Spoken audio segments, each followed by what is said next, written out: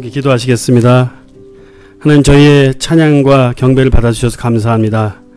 우리의 고백처럼 우리 삶 전체가 또 오늘 하루의 삶이 우리 주님께 기쁨이 되어지는, 주님을 높여드리는 그런 하루가 되게 하시고 한 주간이 될 수 있도록 저희 삶 가운데 주님께서 도전하여 주시옵소서.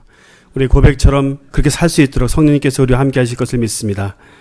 저희가 오늘 또 예배에 나올 때 빈손으로 나오지 않고 예물을 들고 나왔습니다. 우리에게 주신 모든 물질이 주님으로부터 온 것을 저희가 인정하여서 주님께 드린 예물을 통하여서 예물과 함께 저희 삶을 받아주시고 저의 헌신을 받아주셔서 우리 주님께 더 우리 삶 전체를 드리는 삶을 살아갈 수 있도록 도우시고 주님께 더 드릴 수 있는 저희 물질적인 축복을 받는 저희가 될 수 있도록 함께 해주시옵소서. 이 모든 물질이 주님께 쓰여지는 그런 시간 되게 해주시옵소서. 자, 남은 예배 시간 가운데도 주님께서 함께 하실 것을 믿고 감사드리고 예수님의 이름으로 기도합니다. 아멘. 이 시간에는 광고 시간에 잠깐 좀 기다려주세요. 광고 시간에 말씀드린 대로 우리 추승호 간사님을 저희 교회 전도사님으로 임명하는 시간을 갖도록 하겠습니다. 우리 추승호 전사님하고 사모님 함께 앞으로 나와주시고요. 그리고 우리 보드 멤버들과 우리 패스터 크리스찬 함께 나와주셔서 함께 우리 기도하고 임명하도록 하겠습니다. 앞에서 예. 이제 저희 교회에 사역자로 목회자 팀으로 함께 조인하시는 우리 전사님 네 분 위해서 여러분들 같이 합심해서 한번 기도하시고 축복하시겠습니다. 더 많은 기름 부으심으로 맡으신 청년부 사역과 찬양팀 사역에서 전사님 가정을 통해서 저희 교회 안에 하나님의 큰 은혜가 있기를, 그래서 그렇게 합심해서 기도하시고 제가 기도하도록 하겠습니다. 같이 보드 멤버들하고 목회자들 같이 좀 손을 대시고, 예, 그렇죠. 예, 예. 예. 가까이 주변으로 오셔서 손을 대시고 기도하겠습니다. 같이 기도하겠습니다. 아버지 하나님, 우리 추승호 전사님 가정을 주님께 올려드립니다. 주님께서 이 가정을 축복하셔서 아버지 하나님 두 분의 섬김을 통해 저희 교회 안에 더 큰 축복이 있을 수 있도록 도와주시옵소서. 아버지 하나님, 사역자의 삶으로 계속적으로 이미도 주님께서 부르셨고 사용하셨고, 아버지 하나님 또 앞으로 더 사용하실 때 하나님, 우리 추승호 전사님 가정이 하나님 앞에 정말 은총을 받는 가정 될 수 있도록 도와주시옵소서. 이 가정을 통해서 백성들이, 하나님의 백성들이, 당신의 자녀들이 회복되어지고 아버지 하나님의 은혜의 자리 가운데 들어올 수 있는 그런 통로가 될 수 있도록 저분을 아버지 하나님 축복하여 주시옵소서. 아버지 하나님 감사합니다. 귀한 분들 감사합니다. 감사드리고 감사합니다.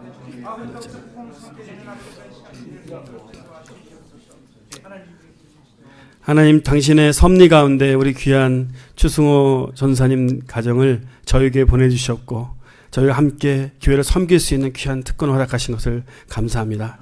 두 분의 삶을 이미 선교사로 이 땅에 부르셔서 귀하게 사용하셨고 이미 주님께서 기름 부으셨는데 이제 앞으로 삶 가운데 더 큰 기름 부으심과 주님의 공급이 있으시기를 간절히 간구합니다. 두 분의 삶을 통해서 많은 영혼들이 회복되게 하시옵소서.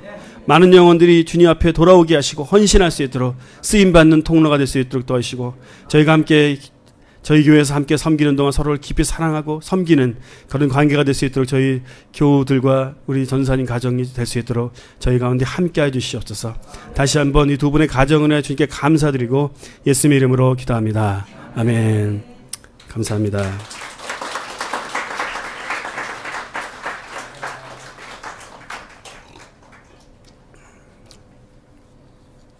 예, 우리 정말 귀한 전사님 가정인데 저희 교회에 이렇게 모실 수 있다는 게 정말 귀한 일이에요. 한번 여러분들이 이미 다 아시고 우리 성도님들이 그렇게 요청을 하셔가지고 우리 전사님을 임명하시게 되는데 정말 특이한 케이스죠, 그렇죠? 예, 정말 감사드리고 예, 정말 기쁩니다. 예, 우리 영어권들 예, EM you may go down and have your own service. 예, 우리 함께 계속적으로 말씀을 통해서 은혜를 나누도록 하겠습니다. 오늘 여러분들과 함께 나눌 말씀은 요한복음 12장 후반부 말씀입니다. 지난 2주 전에 제가 말씀을 나눌 때에 11절까지 나눴던 것으로 알고 있습니다. 그래서 12절부터 이 이야기를 계속적으로 진행해 나가도록 하겠습니다. 오늘 본문은 유명한 예수님의 Triumph Entry라는 바로 종려 주일과 관련된 설교입니다. 교회력에서 종려주일이라고 하면 부활주일 한 주 전 주일을 종려주일이라고 합니다. 예수님께서 예루살렘 성에 입성하실 때 나귀를 타시고, 요한복음 12장입니다. 나귀를 타시고 입성하시고 모든 백성들이 자신들의 겉옷을 벗어서 길에 깔고, 저 종려나무 가지, 팜추리죠, 가지를 흔들면서 호산나 호산나 우리의 왕으로 오시는 주여 찬송합니다. 그래서 호산나 호산나 그렇게 우리가 찬양을 하는 그런 내용이 있는 종려 주일에 관련된 설교입니다.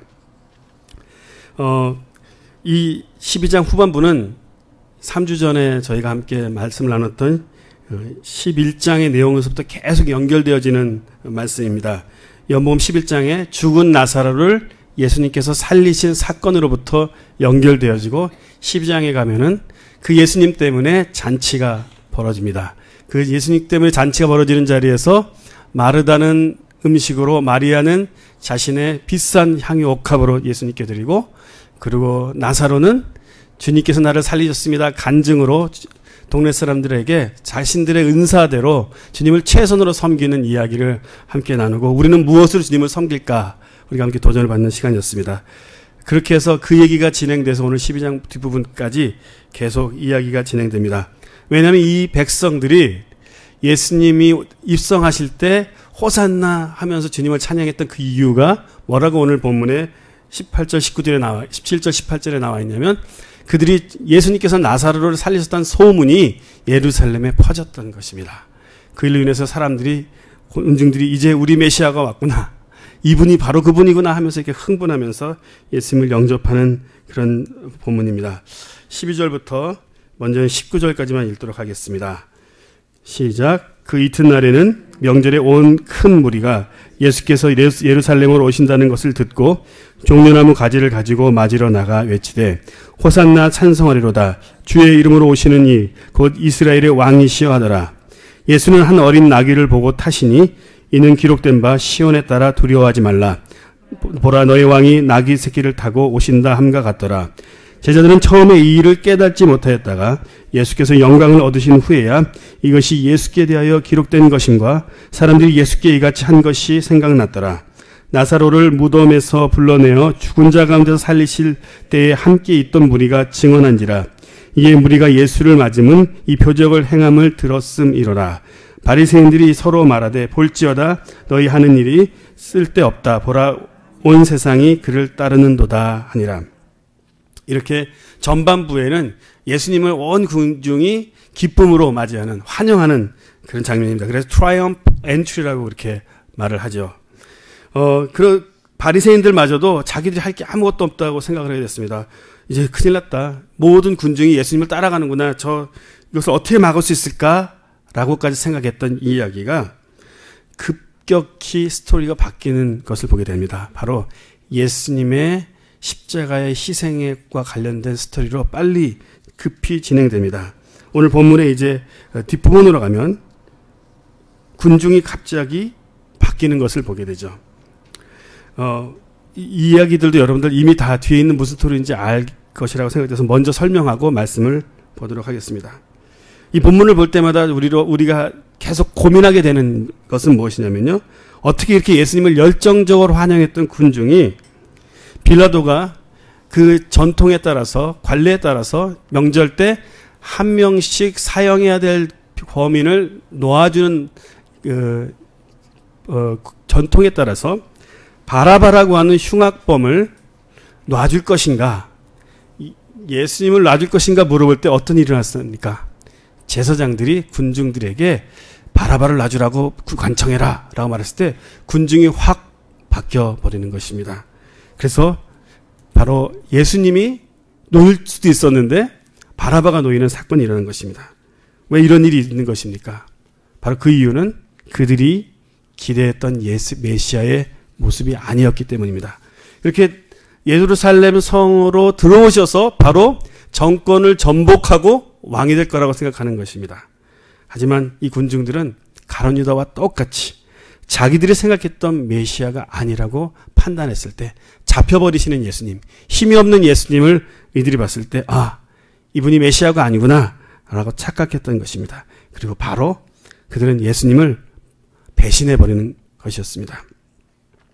또 34절에 보시면 이렇게 말하고 있습니다. 이에 무리가 대답하되 우리는 율법에서 그리스도가 영원히 계신다함을 들었거늘 너는 어찌하여 인자가 들려야 하리라 하느냐. 너는 어찌하여 인자가 죽음을 당하고 올라가야 된다고 말을 하느냐.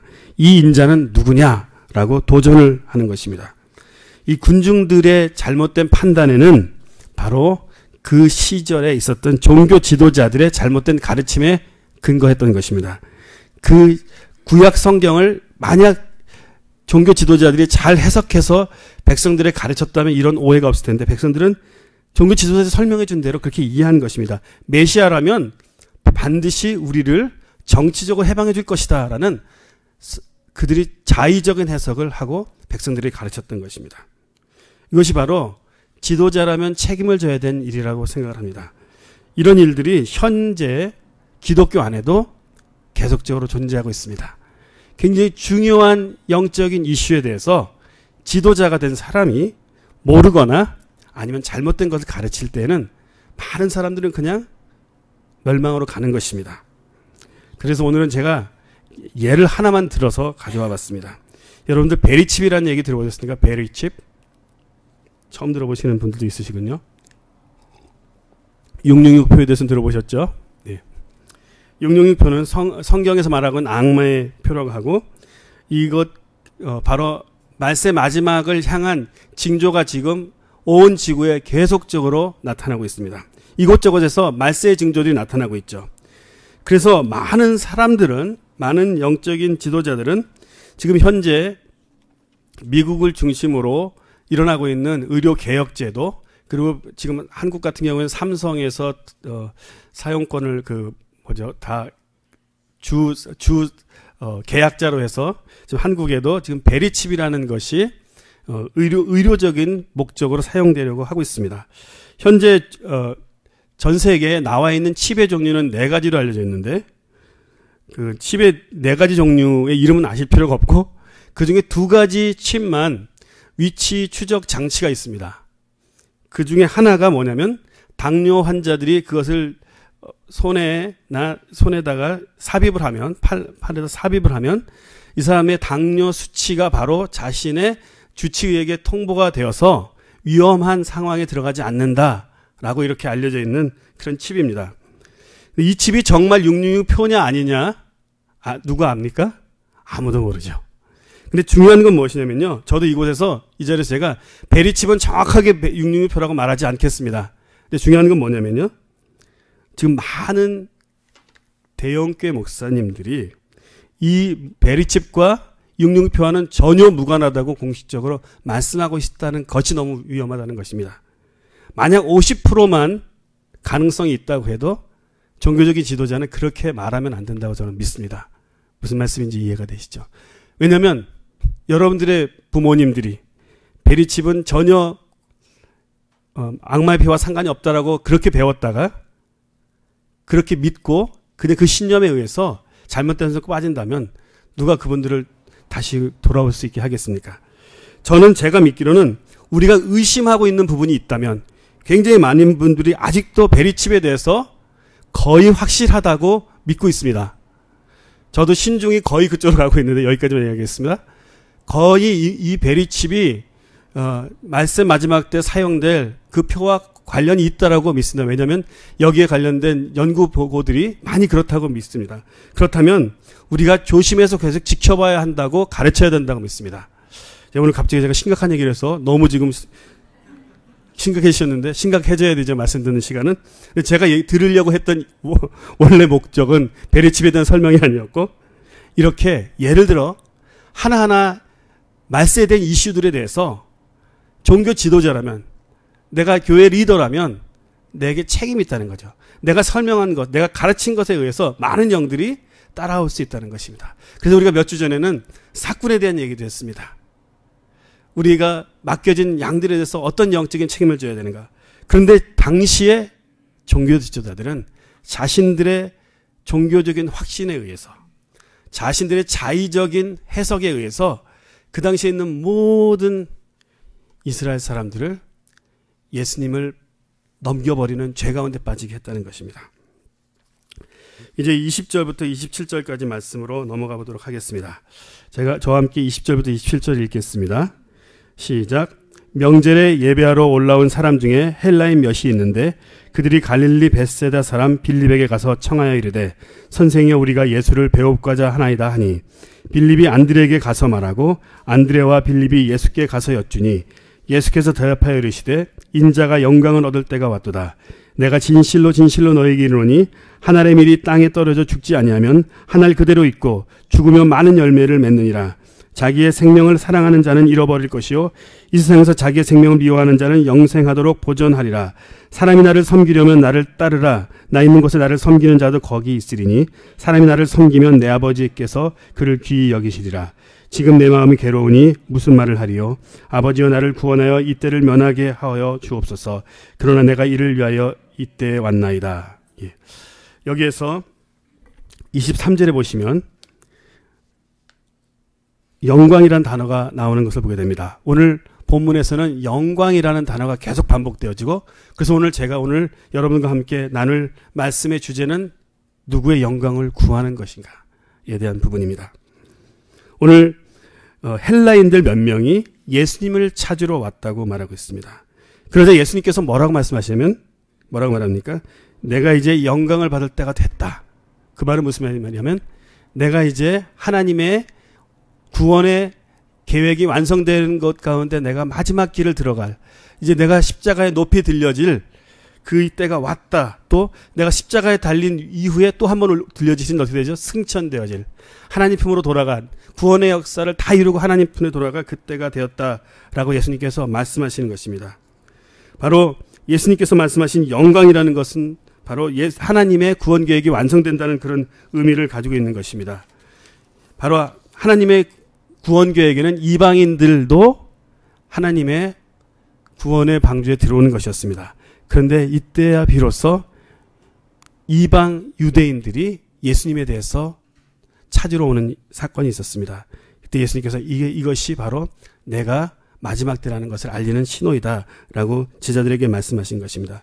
그리고 주의해 볼 것은 무엇이냐면 그 말씀을 하신 후에 자신이 한 알의 밀알이 되어서 썩어서 죽어져야 될 것이다 말씀하십니다.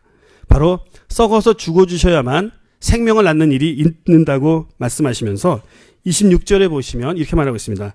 너희도 나를 따라야 된다고 말하고 있습니다. 이 모든 이야기들의 연결은 무엇이냐면 예수님께서 우리에게 구원의 완성을 이루시는 과정에서 자신의 희생적인 죽음에 대해서 말씀하십니다. 바로 자기 부인과 희생의 본이 있어야만 하나님께서 영광을 받으신다라는 것을 말씀하고 있는데, 우리 제자들에게 주님께서 말씀하십니다.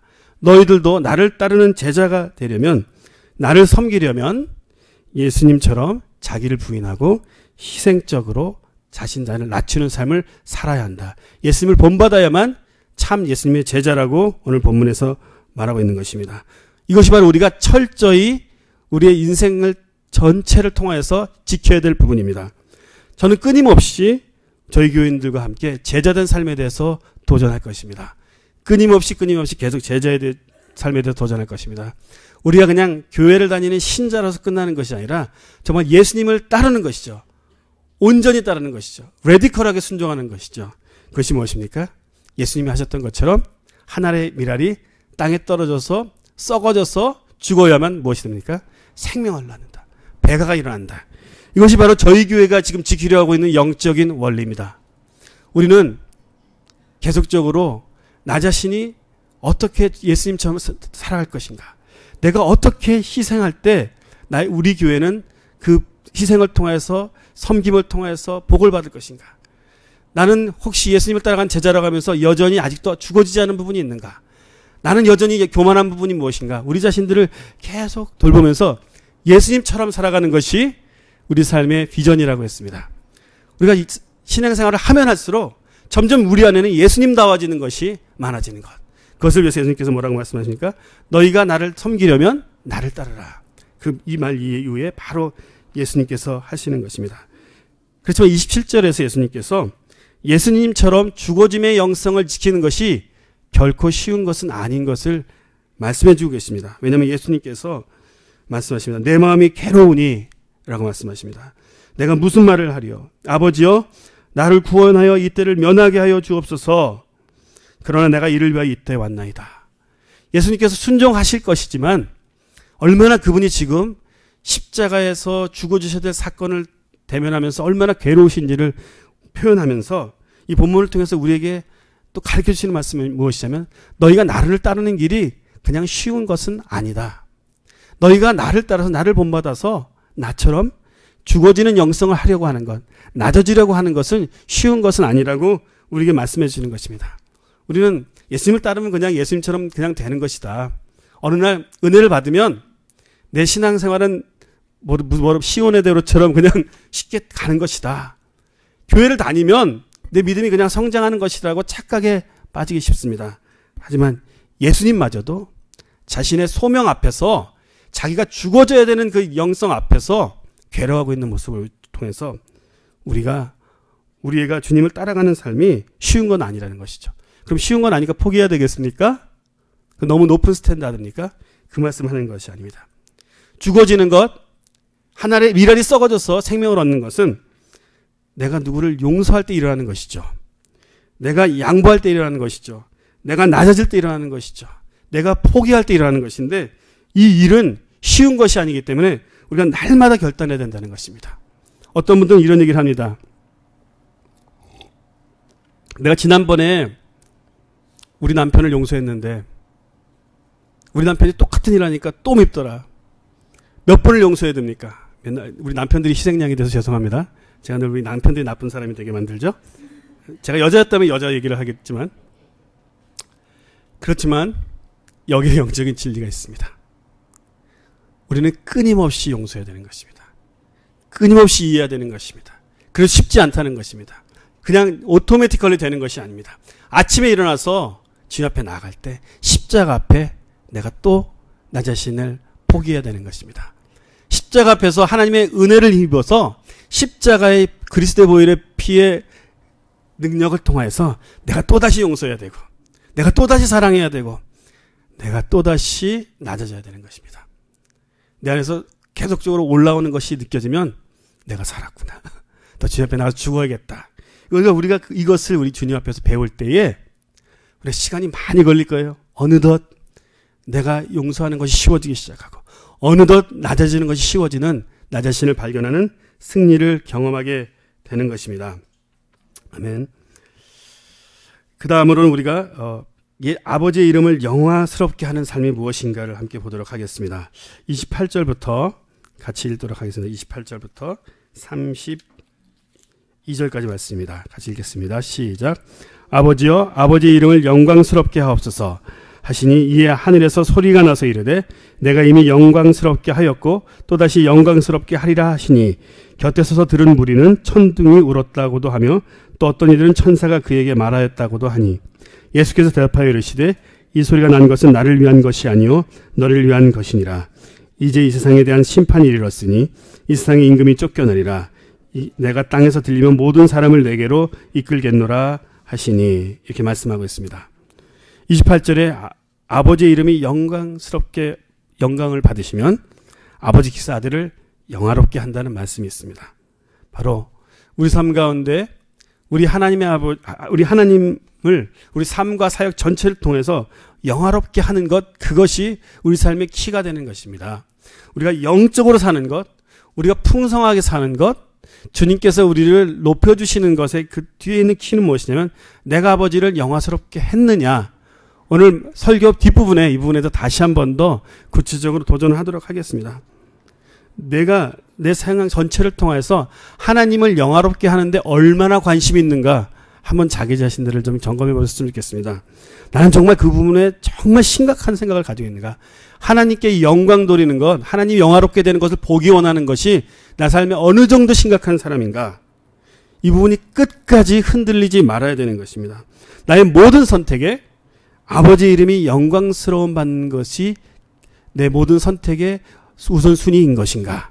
이것을 오늘도 말씀을 들으면서 한번 우리 자신들을 점검해 보고 싶습니다. 그리고 바로 연이어서 말하기를 세상 임금이 심판을 받았다고 말하고 있습니다. 31절에. 바로 세상 임금이 누구죠? 사탄입니다. 공중권세 잡은 사탄이 심판을 받는데 거기에 키가 또 어디에 있는 것입니까? 바로 예수님께서 아버지의 뜻을 따라서 죽기까지 순종하는 것을 통해서 원수를 이기신 것입니다.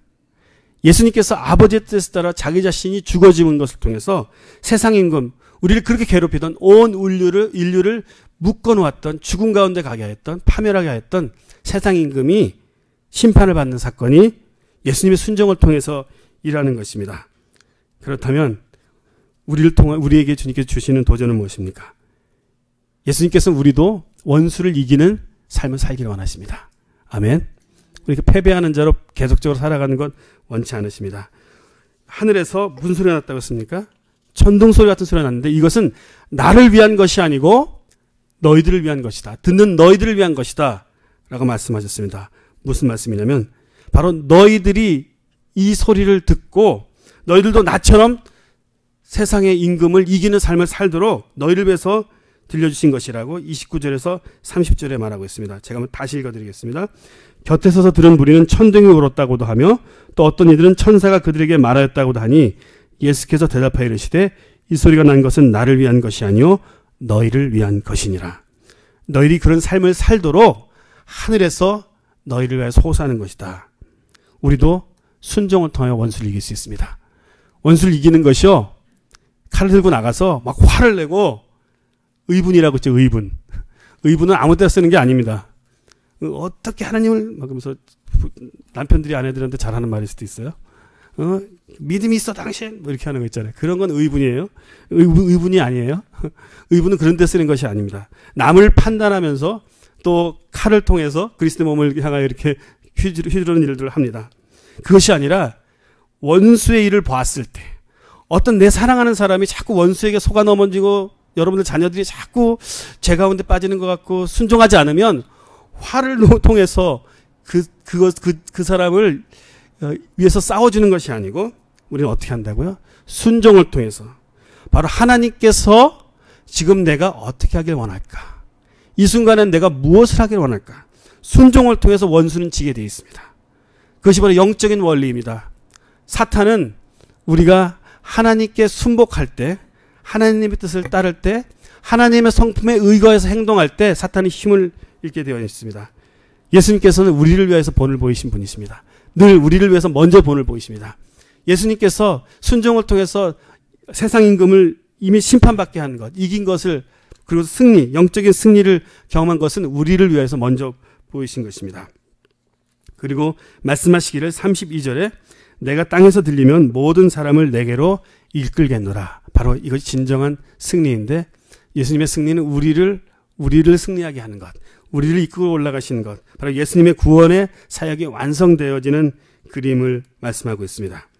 예, 오늘 설교에서 앞부분도 중요한 부분이었습니다. 하지만 오늘 설교는 빨리 달려온 이유는 오늘 지금부터 있을 33절부터 46절까지의 본문에서 도전을 하기 위해서 오늘 열심히 달려왔습니다.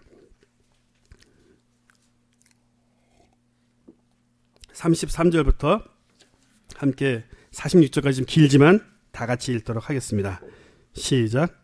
이렇게 말씀하시면 자기가 어떠한 죽음으로 죽을 것임을 보여주심이더라. 이에 무리가 대답하되 우리는 율법에서 그리스도가 영원히 계신다함을 들었거늘 너는 어찌하여 인자가 들려야 하리라 하느냐.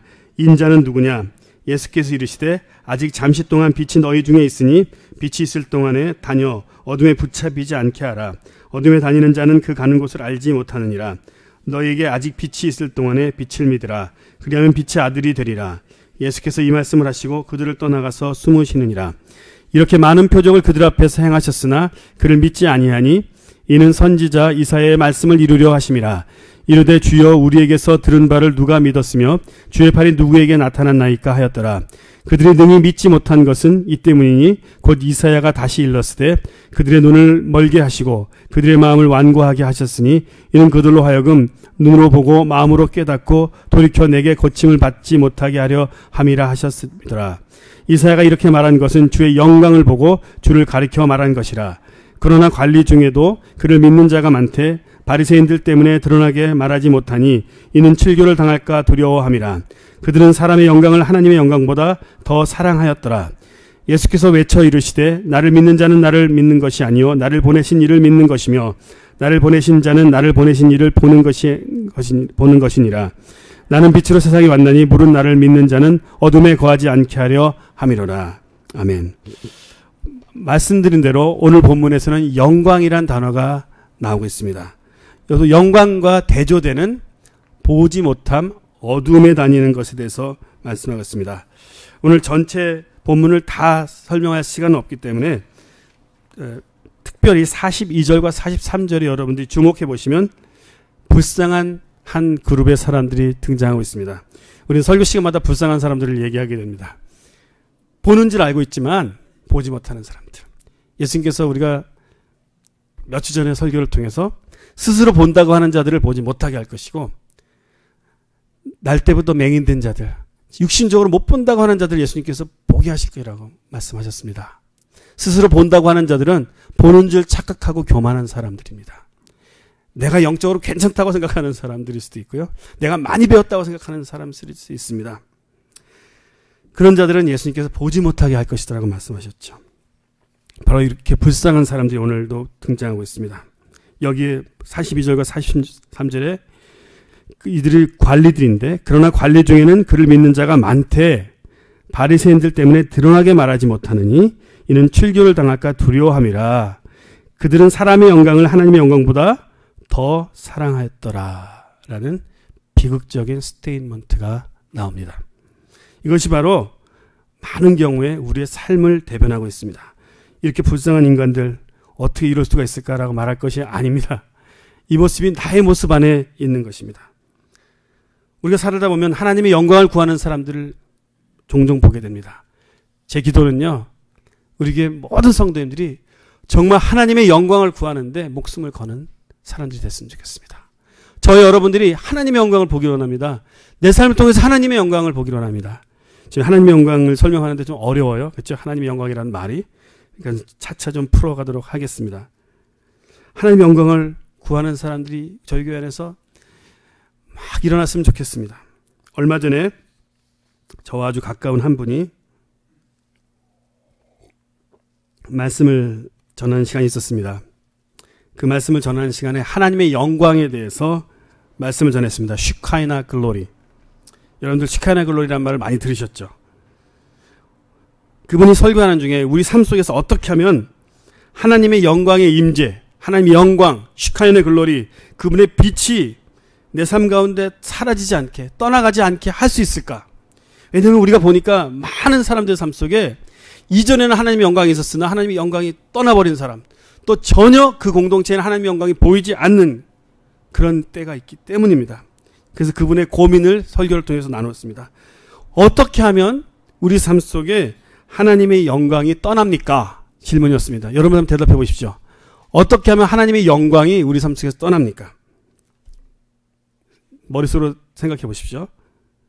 이럴 때 하나님의 영광이 떠나겠죠. 내가 교만할 때, 내가 누구를 미워할 때, 용서하지 않을 때, 어떤 죄가 있을 때, 또 뭐가 있겠습니까? 사랑하지 않을 때 하나님의 영광이 그 공동체나 가정이나 개인으로부터 떠나게 됩니다.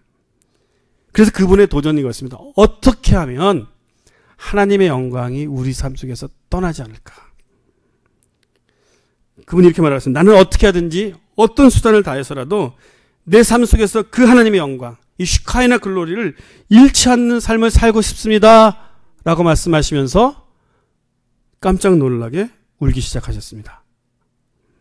내 삶 속에서 어떻게 하든지 내 삶에 하나님의 영광이 떠나지 않았으면 좋겠습니다. 왜냐하면 우리는 너무 연약해서, 우리도 모르게 하나님의 영광을 떠나게 만드는 삶을 살 때가 있기 때문입니다. 나는 내 삶에 하나님의 영광을 계속 보기 원합니다. 하나님의 영광이 내 삶에 떠나지 않았으면 좋겠습니다. 이게 고백하며 눈물을 흘릴 때 그 설교를 통해 제가 많은 감동을 받아서 제가 지금 아직도 그 감동이 기억에 남아서 여러분들에게 그분의 설교의 예를 들려드립니다. 그러면 그분이 이렇게 간절히 사모했던 하나님의 영광, 그것은 구약 성경에 많이 표현되어 있습니다. 하나님의 영광을 설명하자면 몇 편의 논문이 나오겠죠. 그래서 그 중에 한 부분만을 가지고 설명하자면 하나님의 영광의 빛이라는 부분이 성경의 초반부에 설명되는 부분이 바로 출애굽기입니다. 출애굽기에 성막을 하나님께서 지정하게 하시고 성막 안에는 성소와 지성소가 있는데 지성소 안에는 사람이 켜지 않은 영원히 꺼지지 않는 어떤 빛이 있었습니다. 그 지성소 안을 밝게 비치는 바깥에서 들어오지 않은 빛, 안에서부터 만들어졌지만 사람이 만들지 않은 빛, 바로 그 빛이 있었기 때문에 대제사장은 그것이 하나님의 영광에 비친 것을 알 수 있었습니다. 그 빛이 그 지성소안을 감싸고 있었습니다. 그래서 그 빛이 있는 동안은 하나님의 영광이 이곳에 있구나. 그 빛이 있는 동안은 하나님의 영광의 빛이 있다는 것은 하나님의 임재가 이 지성소 안에 있구나라는 것을 알게 되었던 것입니다. 근데 에스겔서에 보면은 예루살렘의 이스라엘의 역사 중에 하나님의 영광이 성전을 떠나서 뜰을 떠나서 마당을 떠나서 점점 이스라엘의 백성에게서 떠난 장면이 나옵니다. 그런데 거기서 끝나지 않고요. 또다시 에스겔서에서는 그 하나님의 임재가 바로 불순종했던 백성들이 주님께 돌아오고 회복했을 때 그 백성들에게 하나님의 임재가 다시 돌아올 것에 대해서 말하는 것까지 완성입니다. 왜 하나님의 임재가 이스라엘 백성을 떠났었습니까? 아까 우리가 얘기했던 것과 똑같습니다. 하나님을 그들이 떠났고 지속적이고 의도적으로 불순종할 때, 그래서 말씀을 많이 배운 사람들은요 책임이 있습니다. 이렇게 살아야 합니까? 저렇게 살아야 합니다. 하나님이 이것을 원하십니다 라고 들었는데, 우리가 지속적으로 의도적으로 불순종을 하면은 하나님의 영광이 우리 삶 속에서 안 보이기 시작하는 거예요. 그 사람의 삶을 보는데 하나님의 영광이 보이지가 않습니다. 여러분들 기억나십니까? 사마리아 여인 얘기가 굉장히 오래전에 했죠. 한 1년 전에. 사마리아 여인이 창기 같은 삶을 살았는데, 모든 사람들을 피하는 수치스러운 삶을 살았는데, 그가 예수님을 만났을 때 예수님으로부터 무엇을 마셨다고요? 예수님과 대화 속에서 생수를 마시고, 그가 동네로 들어갔을 때 동네 사람들이 어떻게 사마리아 여인이 메시아를 봤습니다 라고 말했을 때, 그전에는 거짓말장이라고 사람들이 생각했는데, 사마리아 여인이 메시아를 봤습니다 라고 했을 때 동네 전체가 이 사마리아 여인을 따라서 예수님께 왔어요. 어떻게 가능했습니까? 제가 믿기로는 그 여인의 얼굴에서 하나님의 영광의 빛이 비쳤다고 믿습니다. 예수님을 만난 사람의 얼굴에서는 하나님의 영광의 빛이 비치죠. 여러분들 처음 하나님 만났을 때, 예수님 만났을 때 기억을 더듬어 보십시오. 사람들이 너에게 무슨 일이 일어났어? 그랬지 않습니까? 바로 이 영광의 빛이 우리 삶 가운데 늘 있어야 하는데, 그 영광의 빛이 우리가 지속적으로 의도적으로 불순종을 하면 우리 삶 가운데서 떠나갈 수 있다는 것입니다. 희미해질 수 있다는 것입니다. 바로 이 광야의 성막 이후로 지성소 안에 있었던 영광의 빛, 지성소 위에 구름 기둥과 불 기둥이 솟아올라 있으므로 하나님의 임재의 상징으로 있었던 하나님의 영광, 이것이 떠나갔다가 에스겔의 약속대로 돌아오는 사건이라 합니다. 언제 돌아오는지 아십니까? 바로 예수님께서 인류의 빛으로 영광으로 이 땅에 오셨습니다. 그리고 오순절날 사도행전 2장 1절에서 4절에 보시면, 제가 읽어드리도록 하겠습니다. 오순절날이 이미 이르매 저희가 다 같이 한 곳에 모였더니 호련히 하늘로부터 급하고 강한 바람 같은 소리가 있어 저희 앉은 온 집에 가득하며 불의 혀같이 갈라지는 것이 저희에게 보여 사람 위에 있더니 저희가 다 성령의 충만함을 받고 성령의 말하게 하심을 따라 다른 방언으로 말하기를 시작하니라. 아멘. 성막 위에는 지성소 위에 불기둥이 솟아올라 있었습니다. 그런데 예수님이 우리 인류를 위해서 빛으로 오시고 예수님이 보혜사 성령 우리에게 보냈을 때 그 다음에 신약 성도들에게 일어난 변화는 무엇이냐면요. 우리 각자의 머리 위에 성막에 있었던 불기둥이 있다는 것입니다. 성령이 어떻게 했다고요? 불의 혀같이 갈라진 거 저희 머리 위에 임하였다고 말했어요. 바로 하나님의 영광이 그의 백성 한 사람 한 사람 교회, 개교회에게 임한 것입니다. 이것이 바로 사도행전 성령의 역사와 함께 우리 가운데 임하였습니다. 예수님의 말씀에 순종하여서 너희가 성령을 기다리라고 했을 때 그 말씀에 순종하여 열흘을 약속의 말씀을 따라서 기다렸던 그들에게 하나님의 영광이 돌아왔던 것입니다. 바로 오늘 우리가 계속적으로 반복하는 건 무엇입니까? 순종을 통해서 하나님의 영광은 우리 삶 가운데 돌아옵니다. 우리가 하나님의 말씀대로 살려고 할 때 하나님의 영광은 우리를 통해서 드러나게 됩니다. 우리가 섬겨야 됩니다. 우리가 용서해야 됩니다. 라고 배우면 그 말씀대로 살려고 순종할 때 우리 삶 가운데 하나님의 영광이 나타나는 것입니다. 왜 하나님의 영광이 왜 이렇게 중요한 것이었습니까? 다시 한번 이스라엘 역사 다시 한번 보십시오. 성망이 진중에 있었고 이스라엘의 행렬과 항상 같이 움직였습니다. 그것이 바로 하나님의 임재가 너희들과 함께 있다라는 상징이었습니다. 그래서 광야 생활을 했을 때 하나님의 임재가 있을 때 하나님의 성막에 그들과 있을 때 강한 군대들과 싸워서도 이길 수 있었습니다. 그런데 어떤 일이 일어났습니까? 모세와 여호수아의 시대가 지나고 나서 이스라엘 백성들은요, 이 법계의 의미, 하나님의 영광의 의미, 하나님의 임재의 의미에 대해서 중요한 것을 잃어버렸어요. 이것이 얼마나 중요한지 그들이 망각해버렸습니다. 하나님의 영광을 떠나도록 계속적으로 지속적으로 불순종의 일을 했습니다. 결국에는 전쟁에서 그들이 법궤를 빼앗기는 일이 일어납니다. 그랬는데 이 법궤가 아주 긴 스토리를 짧게 만드는 거예요. 이 법궤가 예루살렘으로 돌아오는 사건이 어느 왕 때 일어납니까? 다윗 왕 때 일어납니다. 다윗 왕 때 일어날 때 다윗이 하나님의 영광의 상징인 법궤가 예루살렘으로 돌아올 때 어떻게 했습니까? 너무 기뻐서 춤을 췄어요. 하나님의 영광에 대한 열정의 사람 다윗이 그 법궤가 들어오는 것을 보고 그가 춤을 추다가 옷이 벗겨져서 창피를 당할 정도로 열정적으로 주님의 영광을 기다렸습니다. 이것이 바로 하나님으로 하여금 다윗을 그렇게 사랑하게 만들었던 이유 중에 하나라고 저는 믿습니다. 성경에서 이는 하나님의 마음에 합한 자라고 표현한 사람이 한 명밖에 없어요. 바로 다윗이었습니다. 이렇게 하나님의 영광이 우리 삶 가운데 있는 것이, 하나님의 영광을 우리 삶 가운데 추구하고 사모하는 것이 그렇게 중요한 것입니다. 우리가 하나님의 영광을 내가 보기 원합니다. 하나님의 영광과 같이 있습니다. 라고 말할 때 하나님께서 우리 삶을 축복하시고 우리에게 하나님께서 말씀하시기 이는 내 마음에 합한 자, 하나님의 마음에 합한 자. 그래서 나 주님의 기쁨 되기 원하네 라고 우리가 고백했던 것처럼 그런 삶을 살아갈 때 하나님이 우리를 위해서 어떻게 무엇을 해줄 것인가 우리가 뻔히 알 수 있는 것이 아니겠습니까? 바로 하나님의 임재 상징인 법궤가 들어올 때 그렇게 다윗이 흥분했던 것처럼 우리 역시 하나님의 임재, 하나님의 영광에 대해서 정말 사모하는 사람이 되어야 됩니다. 바로 하나님의 임재가 함께 있는 삶이라는 의미는요, 하나님과 동행한다는 뜻이에요. 하나님의 영광이 우리 삶 가운데 있다는 의미가 그런 의미입니다. 우리가 하나님과 동행할 때 하나님의 영광이 우리에게 있는 것입니다.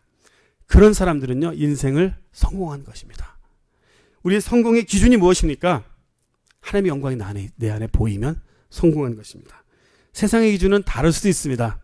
세상이 우리가 그걸 보고 성공한 삶이라고 하면 우습다라고 말할 수 있겠습니다. 하지만 하나님의 기준은 그렇습니다.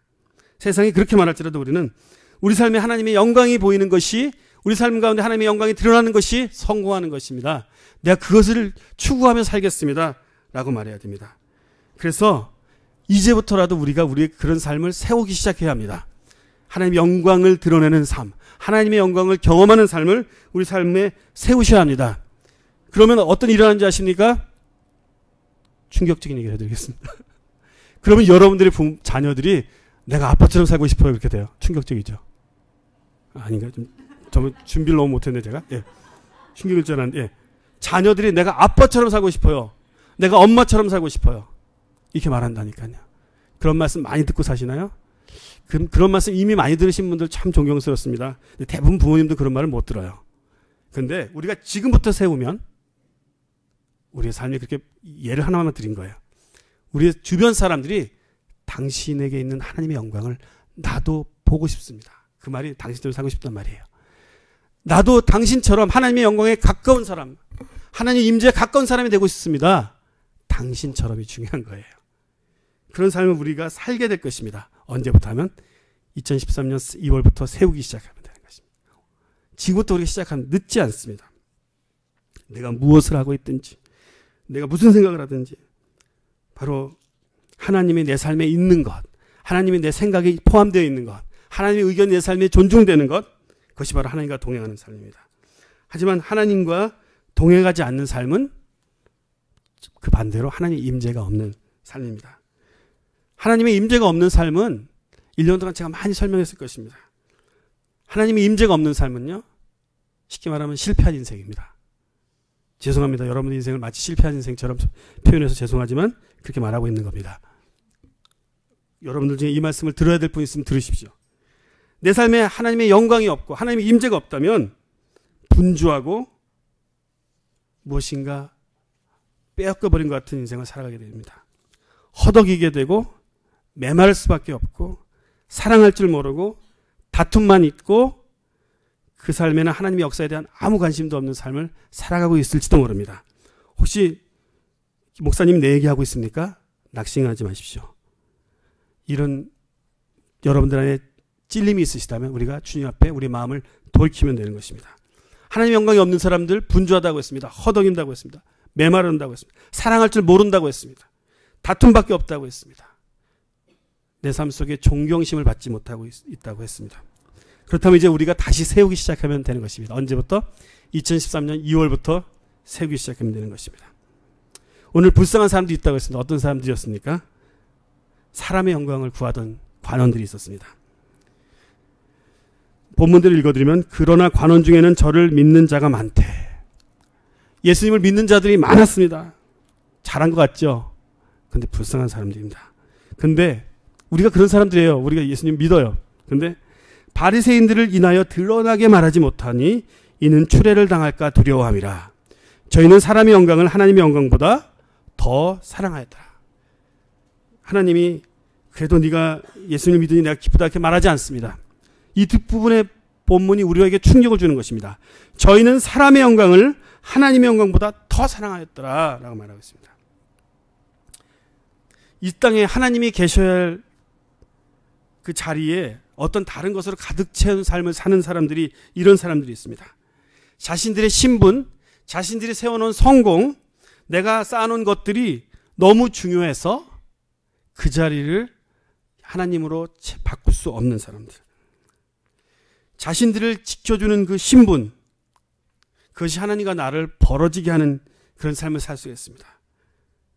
내가 세워놓은 성공의 탑들이 바로 하나님과 나의 관계를 멀어지게 하는 것입니다. 중요한 아주 민감한 결정을 내려야 할 때 내가 언제든지 내가 세워놓은 그 킹덤으로 내가 선택을 할 수 있다는 것입니다. 하나님의 영광을 선택하지 않고 나의 영광을 선택할 수 있다는 것입니다. 그런 사람들은 불행한 사람들입니다. 그래서 제가 계속 불쌍한 사람들이라고 했습니다. 이런 사람들은 실패한 사람들입니다. 세상적으로 보면 성공한 듯 하나 실패한 인생을 살아오는 사람들이 우리 주변에 많이 있습니다. 그것이 나일 수도 있다고 계속 말하고 있습니다. 하나님의 영광을 구하지 않게 되면 우리는 인생은 자연스럽게 스스로의 영광을 구하게 되어 있습니다.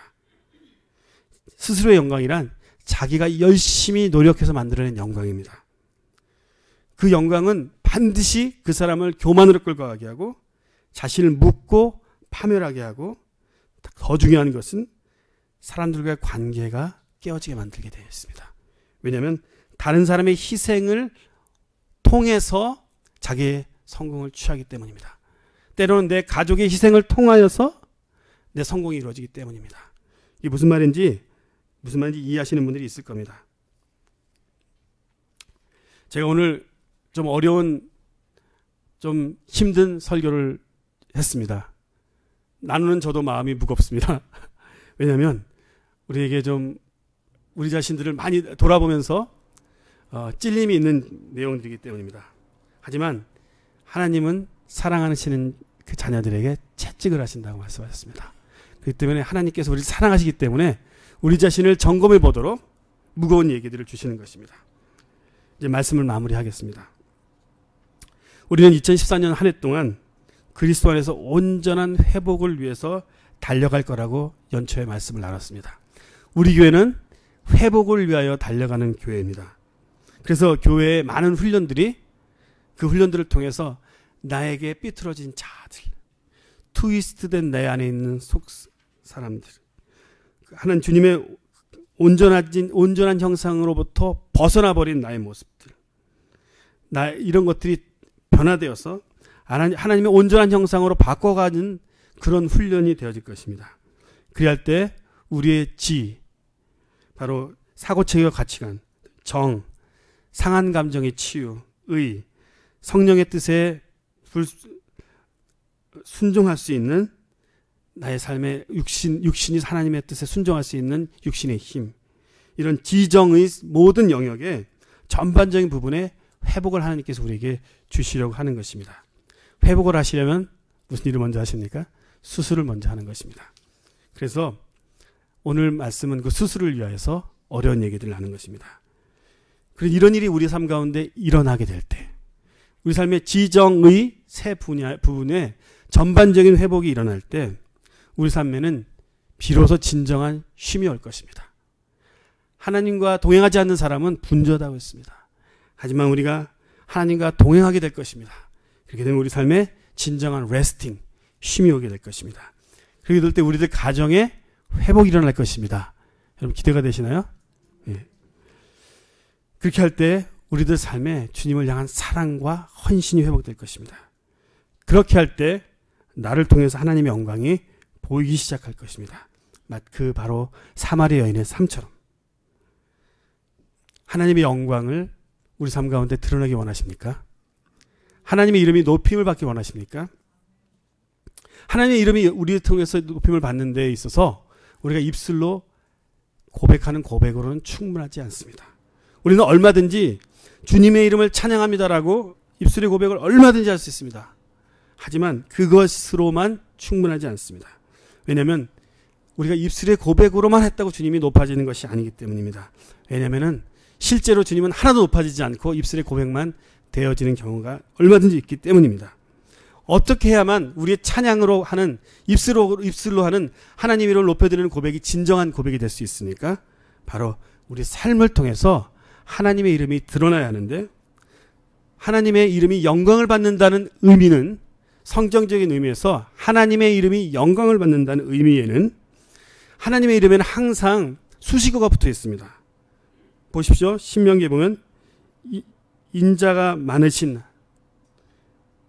또 오래 참으신, 자비하신 여호와, 긍휼하신 여호와, 이렇게 앞에 붙어있는 수식어는 바로 하나님의 이름이자 하나님의 성품을 얘기하는 것입니다. 그럴 때 우리가 정말 우리 삶을 통해서 하나님의 이름의 영광을 높여드리기 원한다면 내 삶에서 하나님의 이름들이 나오기 시작해야 합니다. 김현수를 보면 인자가 많으신 하나님의 성품이 나오고 있다. 김현수의 삶을 보니까 오래 참으신 하나님의 성품이 흘러나오고 있다. 자비하신 하나님의 성품이 흘러나오고 있다. 긍휼하신 하나님의 성품이 흘러나오고 있다 할 때 비로소 그때 하나님은 영광을 받으십니다. 이해가 되시죠? 그때 비로소 하나님의 이름이 높아짐을 받는 것입니다. 다른 방법으로 하나님의 이름이 높아지는 것이 아닙니다. 우리가 정말 하나님의 영광을 드러내는 삶을 살기 원한다면 내 삶 속에서 하나님의 성품이 나와야 합니다. 이제 이 모든 설교를 듣고 여러분들 많은 생각을 했을 것입니다. 우리는 어떻게 우리 삶을 통해서 하나님의 영광을 드러낼 것인가? 내 삶 속에 하나님의 성품의 부족한 부분이 무엇인가? 내 가족들이나 내 주변의 사람들은 나를 통해서 어떤 성품들을 보고 있는가? 나의 성품? 아니면 하나님의 성품? 이것들을 한번 좀 도전 받으시고 우리 함께 이 시간 기도하시면서 적용하는 시간을 좀 갖기를 원합니다. 함께 한 1분 정도 기도하시겠습니다. 하나님, 내가 오늘도 하나님의 영광을 위해서 사는 사람이 되기를 원합니다. 이렇게 기도하시겠습니다. 바로 예수님 시절의 관원들처럼 예수님을 믿었으나 사람의 영광을 하나님의 영광보다 더 귀히 여겨서 중요한 순간마다 자신의 유익에 따라가고 하나님의 유익에는 상관이 없는 그런 삶을 살았던 관원들의 삶을 보았는데, 나의 한 해의 삶은 내 삶을 통해서 하나님이 원하시는 삶이 드러나기를 원합니다. 내 삶을 통해서 하나님의 성품이 드러나서 하나님의 이름이 영광을 받으시는 그런 한 해가 되기를 원합니다. 이렇게 우리 같이 합심해서 기도하시겠습니다.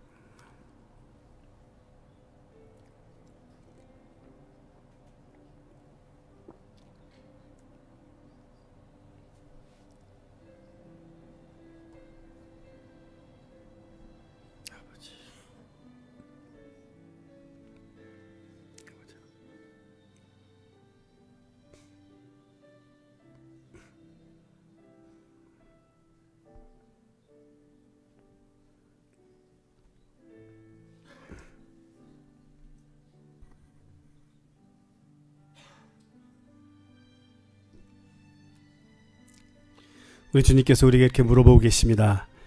너희는 정말 나의 영광을 원하느냐라고 물어보고 계십니다. 내 인생 전체를 통해서 하나님의 영광을 경험하고 하나님의 영광을 보기를 원하고 하나님의 영광이 나를 통해서 나타나기를 주님 원합니다. 우리가 이 시간 이렇게 주님 앞에 반응하며 나아갔습니다. 성령님 우리와 함께 하셔서 우리가 2013년 한 해를 동안 우리 하나님의 영광을 드러내는 삶 가운데 우리 자신들을 헌신하기를 원합니다. 그것을 위하여 내 삶 가운데 하나님의 영광을 떠나지 않게 하는 것을 위하여 내 삶 가운데 하나님의 영광이 더욱더 드러나는 것을 위하여 무엇이든지 하겠습니다. 주님, 내가 나의 것을 드리겠습니다. 예수님처럼 순종을 통해서 하나님의 영광을 보기를 원합니다. 우리 기도를 받으시고 우리 성도님들의 삶 가운데 주님의 도우심으로 함께해 주시옵소서. 감사드리고 예수님의 이름으로 기도합니다. 아멘. 함께 일어나셔서 주기도문성으로 오늘 예배를 마치도록 하겠습니다.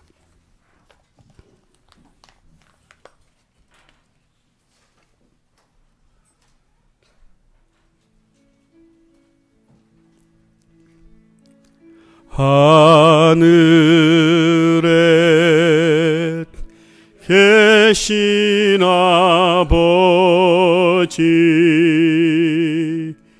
이름 거룩하사 주님 나라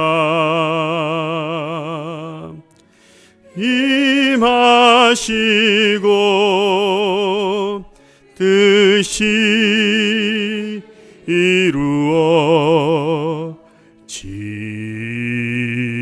이루어지다.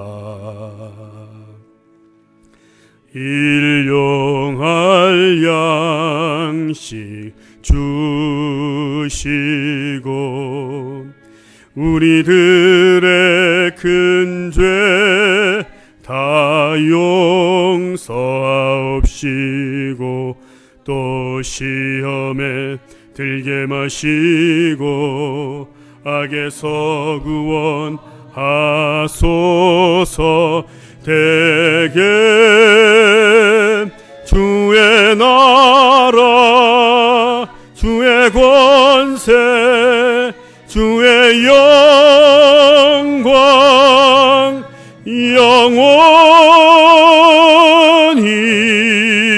영원히